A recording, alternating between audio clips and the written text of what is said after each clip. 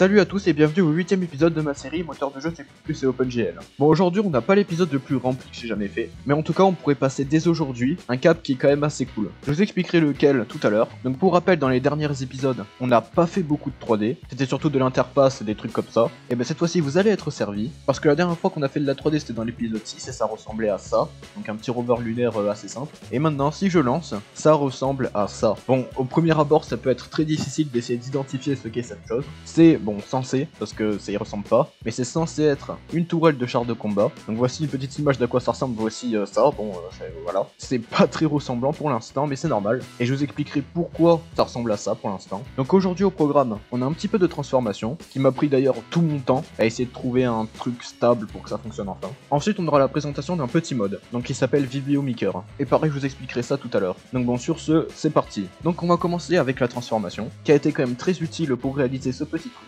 Donc pour rappel, dans tous les derniers épisodes, la transformation était abominable, même complètement cassée, disons-le. Et ben j'ai le plaisir de vous dire que c'est encore le cas, mais en tout cas il y a une partie qui a été réglée, c'est les rotations de vecteurs. Bon, j'ai quand même pas mal galéré parce que l'algorithme est quand même assez compliqué en vrai. Donc pour rappel, c'est sur les angles de l'heure. Bon, même si j'ai tellement modifié que je sais même plus si on peut parler d'angles de l'heure. Mais bon, après quand même pas mal de galères, il est pour l'instant possible de tourner un vecteur sur les axes Y et X de manière assez propre. Et pour le démontrer, voici un exemple de forme. Donc si vous demandez là, ils sont tournés sur les deux angles, donc c'est Y. Bon là ça veut pas dire grand chose, hein, mais c'est juste une petite démonstration. Bon, pour ceux qui veulent savoir vite fait la magie derrière, bon, même si c'est pas très impressionnant, c'est un ensemble de fonctions trigonométriques pas très intéressantes. On applique les rotations à un vecteur, selon où est l'avant du vecteur qu'on veut tourner, et on applique au vecteur qu'on veut tourner la différence entre le vecteur qu'on a tourné et ce à quoi le vecteur ressemblait au début. Bon, c'est un bazar pas possible, je vais pas vous mentir, mais au moins ça marche. Et donc l'avantage c'est qu'on aura plus ce problème de transformation. Enfin, l'algorithme de transformation pour les objets n'est pas encore fait, mais bon, ça va pas être très compliqué je pense. Et donc ça va nous permettre de faire des animations plus complexes, plus facilement, et sans trop de problèmes. Donc c'est pour ça que c'est quand même assez cool.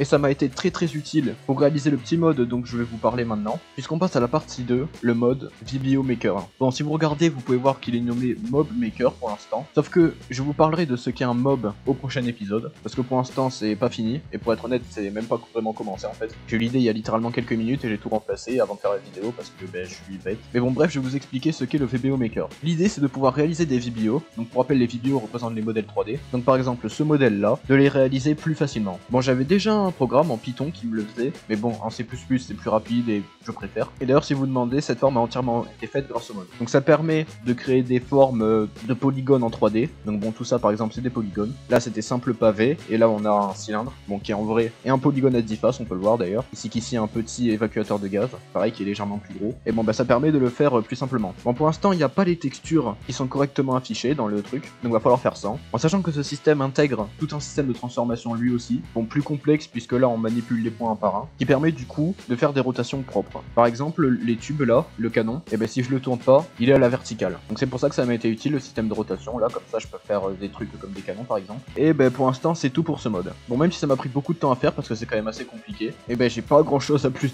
à dire en fait. Cependant ça va nous permettre un truc absolument extraordinaire, donc quand je vous parlais au début de la vidéo, c'est de pouvoir faire très facilement des modèles assez complexes. Bon, même si pour l'instant ce qui est implémenté pour l'instant ce sera pas suffisant, il y a encore pas mal de problèmes, par exemple les textures. Donc il faudra que je rajoute un système pour avoir des meilleures textures, aussi un système pour pouvoir faire des trucs un petit peu plus complexes et un peu mieux faits, et encore pas mal de choses. Bon, en tout cas ce système est assez cool puisqu'il permet de faire des trucs assez complexes grâce à un ordinateur. Donc c'est pour ça que c'est certainement le dernier épisode où on doit se taper des modèles 3D moches et pas logiques, comme ce truc là, puisque grâce au VBO Maker on aura certainement des modèles 3D beaucoup plus stylés dès le prochain épisode, surtout grâce au système là que je vous avais dit de mob que j'aimerais implémenter. Et dernier petit truc, ce mode d'ailleurs vous ne le trouverez pas sur le GitHub, je l'ai mis dans un dossier mods hidden, parce que pour l'instant je préfère le garder seulement pour moi, et voir ce que j'en ferai un petit peu plus tard. Et donc c'est tout pour cet épisode, pas grand chose à rajouter, donc j'espère que cet épisode vous aura plu, n'hésitez pas à lâcher un pouce bleu, vous abonner et tout. Bon, il était quand même assez court comparé aux autres, du moins un peu rempli en contenu. Ne vous inquiétez pas, si le VBO Maker fait ce que je veux, alors ça devrait aller beaucoup mieux dans les prochains épisodes, puisqu'on pourra faire des modèles 3D bien plus complexes et des trucs bien plus stylés. Mais bon bref, donc sur ce c'est une bonne journée, une bonne vie, une bonne réalisation de chars de combat, et sur ce je vous dis à plus.